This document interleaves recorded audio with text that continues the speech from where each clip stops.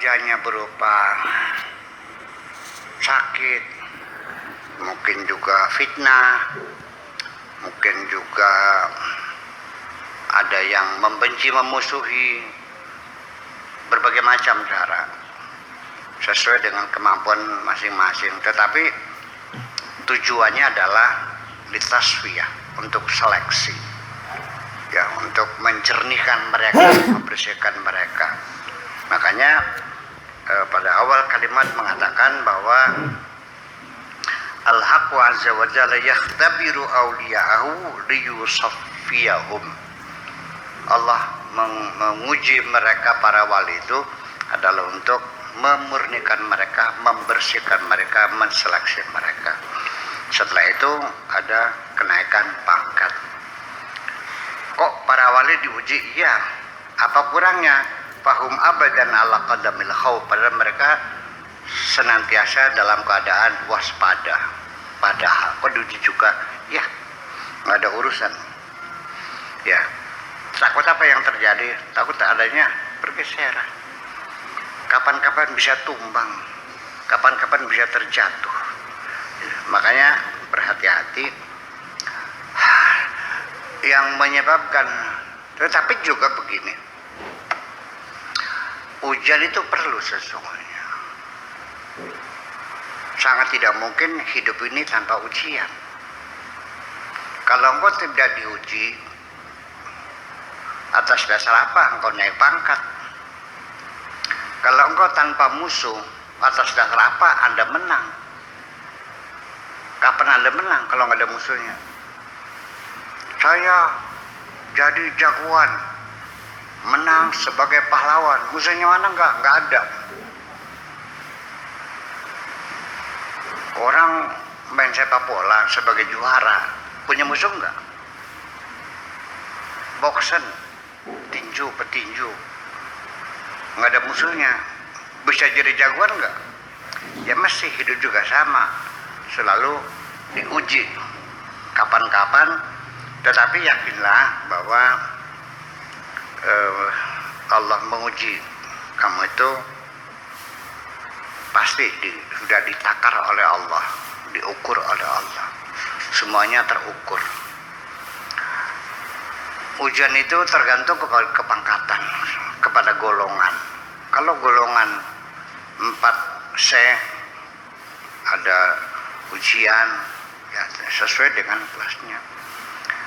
SD ada ujian, SMP, ya SMA, S1, S2, S3, ya tergantung kamu S berapa, S lilin. Semuanya akan diuji. Kiduki diuji. Iya. Kata beli apa diuji. Iya, semuanya diuji. Nggak ada nggak diuji, semua diuji. Tidak ada seorang pun yang lolos dari ujian, karena ujian itu merupakan satu keharusan. Bagaimanapun juga, jalan tol itu sudah dibikin mulus, ya perlu ada benjolan-benjolan. Ya minimal adalah untuk mengembalikan kesadaran kita.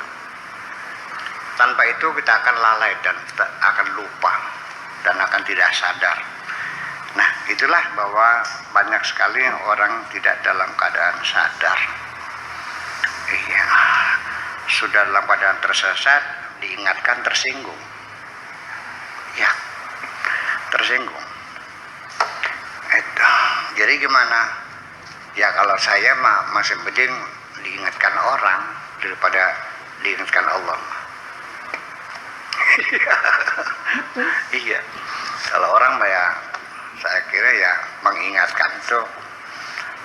Makanya ketika mawas diri itu sudah melekat pada diri kita, percayalah ketika ada orang menegur kita, kita pasti akan berterima kasih kok. Ya, tapi orang yang tidak punya mawas diri ditegur marah, tersinggung. Jangan menggurui saya. Ya, sekolahmu kelas berapa? Kok lancang banget menegur saya, kan gitu. Nah, orang kalau sudah tidak mawas diri, itu ketika datang ujian dan cobaan, pingsan mereka tuh. Iya, dan mungkin menjadi kalang kabut semuanya itu. Oke, kita lanjutkan. Wa anta ya ghafil, kamu orang yang lupa. Tubarizul haqqa azza wa jalla, kamu selalu ngelawan menantang Allah. Bil maksiati, dengan kemaksiatan yang kamu lakukan. Itu samanya kamu dengan menantang Allah. Dengan engkau rajin melakukan kemaksiatan, itu artinya engkau menantang Allah. Sok jagoan terhadap Allah Subhanahu wa ta'ala. Wal mukhalafah, dan juga kamu selalu melawan Allah.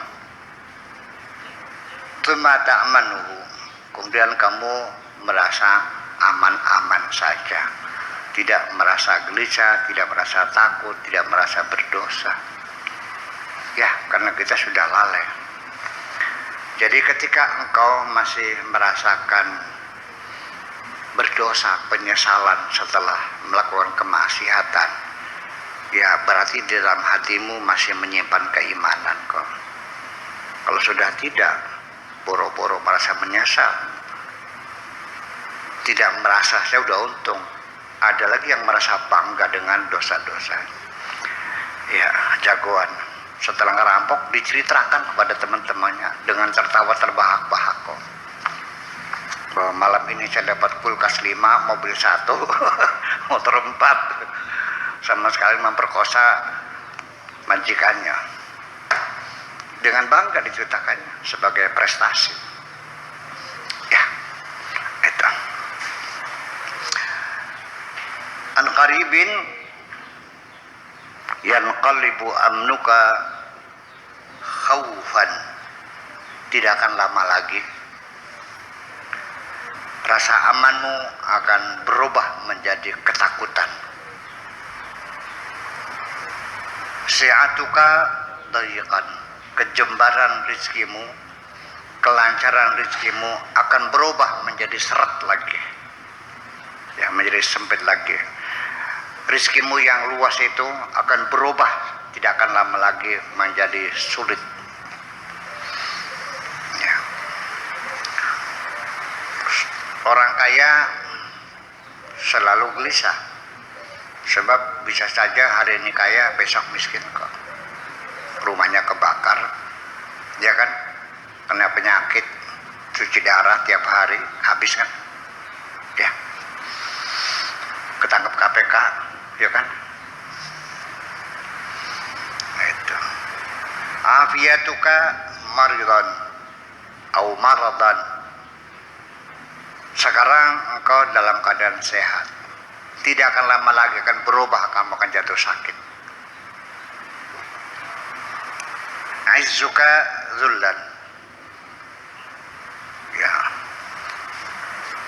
Kemuliaanmu sekarang yang kau nikmati, orang hormat takdim kepadamu, tidak lama lagi besok engkau akan terhinakan.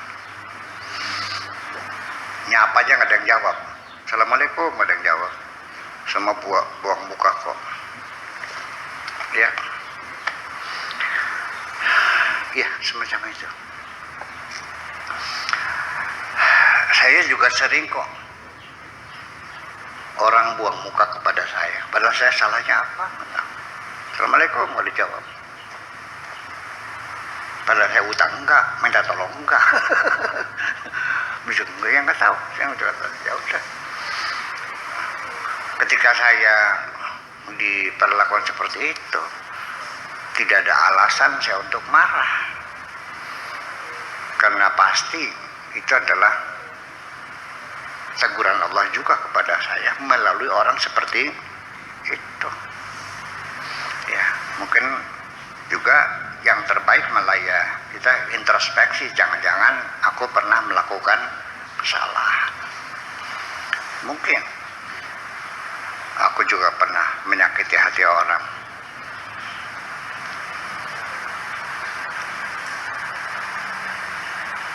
Wa rafuka wada'an, ya, pangkat pangkatmu yang tinggi kapan-kapan bisa jatuh menjadi rendah. Ghinaka faqran, kekayaanmu sekarang hari ini engkau kaya, kapan-kapan tidak lama lagi engkau akan menjadi fakir lagi. Pernah lihat nggak orang yang tadinya kaya sekarang miskin? Pernah lihat nggak?